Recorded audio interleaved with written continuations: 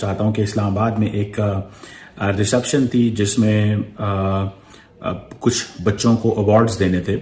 पहली तो बात है, मुझे इस चीज़ की समझ नहीं आई कि जाकिर नाइक की क्या क्रेडेंशियल्स हैं कि उनको उनके ज़रिए बच्चों को अवार्ड दिए जाएं।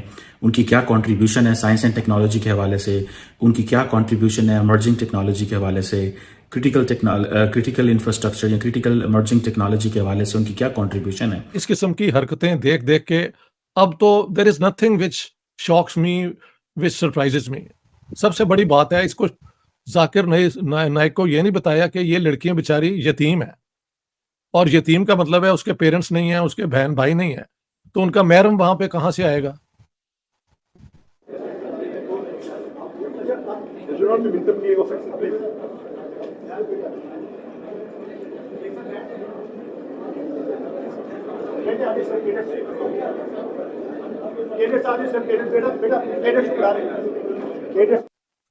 यानी महरम तो वही होता है ना कि आपका हस्बैंड हो या आपका फादर या आपका भाई।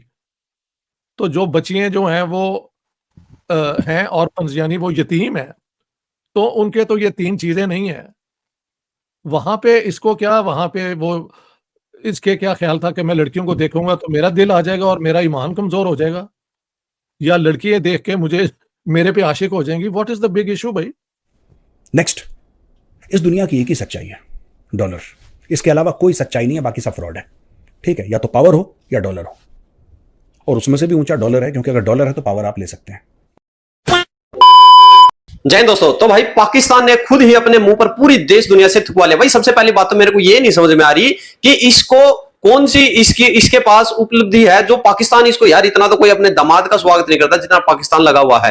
देखिए अभी जहां पर विश्व पूरी महिलाओं को आगे बढ़ाने के लिए प्रोत्साहित कर रहा है, यहां पर 15-16 साल की लड़कियां थी, उनको प्राइज देने थे, यानी कि उनका माँ बाप कोई नहीं था, वहां एक संस्था में रहती थी, उनको भाई स्टेज पे छोड़ के ही भाग गया। आप लोग एक बार वीडियो देखिए, पूरी मामला है, उसके बाद बात करेंगे। उनका ना माँ है, ना बाप है, ना कोई भाई है, इसीलिए वो इस ऑर्गेनाइजेशन के अंदर है।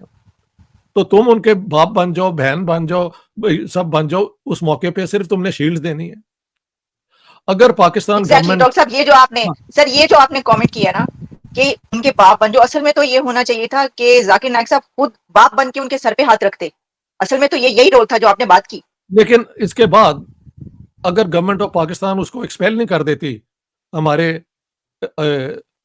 ये पाकिस्तानी बच्चियों के साथ जो उसने हरकत की है, तो फिर लानत तो फिर उस पे है ना जो जिन्होंने इनवाइट किया है। भाई मेरा सवाल होगा कि आपको क्यों हिंदुस्तान छोड़ना पड़ा और आपने क्यों मलेशिया का इंतखाब किया? क्यों मुझे हिंदुस्तान छोड़ना पड़ा? मैं कहता हूँ हिजरत।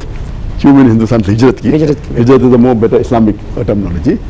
अल्हम्दुलिल्लाह अल्लाह के फजल से, अल्लाह की मदद से, जब मैं दावती काम शुरू किया दीदार साहब से मुतासर होने के बाद 1991 में, और अल्हम्दुलिल्लाह अल्लाह ताला ने काफ़ी कबूलियत दी, और अल्लाह की मदद से अल्हम्दुलिल्लाह काफ़ी गैर मुसलमान इस्लाम कबूल कर रहे थे। अल्लाह उनको हिदायत दे रहा था। तो क्योंकि क्राउड बढ़ रहा था, जब भी हम प्रोग्राम करते थे तकरीबन 25% गैर मुस्लिम होते थे, अक्सर हिंदू। तो अगर 1 लाख का मजमा होता था तो तकरीबन 25,000 गैर मुस्लिम, अक्सर हिंदू। जब 10 लाख का मजमा होता था तो 2.5 लाख होते थे गैर मुस्लिम, अल्हम्दुलिल्लाह। और अक्सर जो गैर मुस्लिम मेरे प्रोग्राम देखते थे, अक्सर मेरे से मुतासर थे, मोर देन 95%। कुछ मुशद्दिद होते थे जो तो शिद्दत पसंद थे, शायद मुझसे खुश नहीं थे। तो क्योंकि गैर मुस्लिम मुझे चाहने लगे, और आप देखिए मेरे प्रोग्राम में कई हिंदू कहते थे कि मैं 40 साल का हूँ, जो मुझे हिंदुज़म के बारे में पता नहीं था, जाकिर भाई के लेक्चर सुनने 2 घंटे में हमें और नॉलेज मिली, बनिस्बत जो 50 से 40 साल में हमने जिंदगी में नॉलेज हासिल की हिंदुज़म के। तो अगर हिंदू मुझे नहीं चाहते थे तो शायद गवर्नमेंट को कोई तकलीफ नहीं होती थी। हिंदू चाहने लगे, इस्लाम को कबूल करने लगे, तो ये गवर्नमेंट के एजेंडा के खिलाफ था, ये जो नई गवर्नमेंट की बात कर रहा हूँ मैं। तो इसीलिए जब वो एक मौका तलाश कर रहे थे। अरे अरे अरे डॉक्टर साहब, सारी बात आप ही बताओगे, कुछ हम भी बता देते हैं। भाई 1990 में इसने इस्लामिक फाउंडेशन एक बनाई थी जिसमें इस्लाम का ज्ञान फैलता था, और 2000 में यानी कि पूरा प्रभाव इसने छोड़ दिया था, और काम क्या था? कन्वर्ट करना। उसके बाद जो इसकी संस्था थी उसमें भैया फंडिंग लेने लग गया, और फंडिंग को फिर ये आप लोगों को पता है, वैसे तो ये शांति दूत था, और 2016 में जो ढाका में ब्लास्ट हुआ था, उस लड़के ने फिर कबूला कि भाई मैं प्रभावित था डॉक्टर जो नायक है इसके विचारों से। उसके बाद फिर श्रीलंका में 260 बंदे मरे थे इसके विचार सुन के। भारत की ईडी और एनआई ने आतंकी घोषित कर रखा है, तब जाके मलेशिया में भागा था। एक नॉन प्रॉफिट ऑर्गेनाइजेशन है, इसने पाकिस्तान स्वीट होम करके बुलाया कि जो यंग लड़कियां थी उनको, ये ऑर्फनेज है यहाँ पे, जो लड़कियां हैं दे आर ऑर्फन्स, यानी कि वो बच्चे हैं जिनके माँ बाप नहीं हैं, तो वो ऑर्फनेज में हैं वो बच्चे, तो उनको शील्ड या प्राइज प्रेजेंट करने के लिए एक तो बच्चों के सामने जाकिर नाइक को क्यों, Zakir Naik should be in jail, वो तो इंडिया में नहीं, वरना निपटा दिया जाता है अभी तक, इसका कर देते काम अभी तक भारत में होता तो। पर पाकिस्तानियों ने बोला कि नहीं, हमारी, ये देखो ना, ये पागलपन है। जब कोई देश बिल्कुल पागल हो जाता है ना तो फिर पाकिस्तान कहलाता है वो। आप अपनी नई नस्ल को जाकिर नाइक से मिलवा रहे हो। उसने बेइज्जती कर दी सबके सामने। पाकिस्तान स्वीट होम करके ऑर्फनेज है, बोला कि स्टेज पे आइए, डॉक्टर जाकिर नाइक जो इस्लाम के बहुत बड़े प्रीचर हैं, जो समझ रखते हैं इस्लाम की, वो बच्चों को, उसने बोला ये लड़कियां बेमहरम हैं, यानी कि they are unrelated to me. वो स्टेज से नीचे आ गया।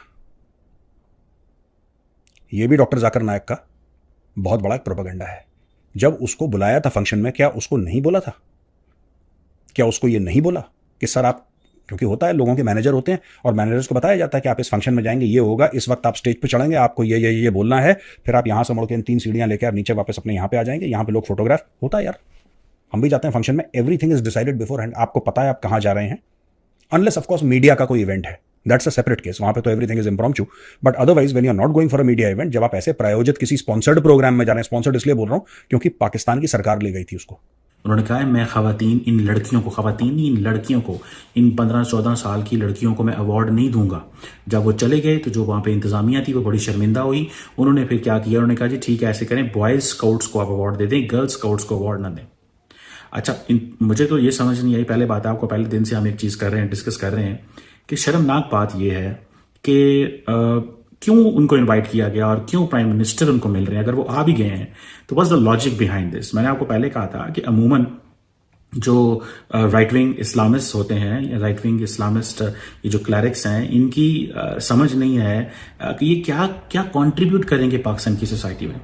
तो दोस्तों आप लोगों ने देखा, ये है भाई साहब इसकी असलियत, यानी कि ये वो पाकिस्तान है। अभी एक बात सोच के देखिए, अगर देखिए भारत के प्रधानमंत्री मोदी साहब किसी ऐसे धर्मगुरु को बुलाए और उसको ऐसा ग्रैंड वेलकम देके उसको यानी कि उसकी अलग अलग झलसे करवाए कि भाई कन्वर्ट करो तुम, यानी कि भाई जो भी किसी चेयर पे बैठता है रिस्पॉन्सिबल बंदा, वो हर धर्म का होता है, पहली बात, वो एक धर्म का नहीं होता। और पाकिस्तान ने आज भाई साबित कर दिया है कि पाकिस्तान इस्लाम के नाम पर बना था, वो इस्लामियों का देश है, जहां पर हिंदुओं को जो 21% थे आज 1% भी नहीं बचे हैं, कन्वर्ट कराने पे है, तो उन्होंने कन्वर्ट वाला ही बंदा बुलाया था। और जो यानी कि लोग सच कहते हैं भाई, पाकिस्तानी इस्लाम है जो पाकिस्तानियों का, स्पेशल बोल रहा हूं, उसके अंदर महिलाएं, जैसे हमारी बहन नाजिया खान जी बोलते हैं कि 4 इनको औरतें चाहिए और वो इनकी खिलौना है, वैसे ही आज वो छोटी बच्चियां थी भाई, जिनका कोई माँ नहीं, कोई बाप नहीं, कोई भाई नहीं, कोई बहन नहीं, आज इसका हक नहीं था वहां पर उनको बाप बन के पूरा जो शांति का संदेश दे रहा है ये वो वहां पर फैला था।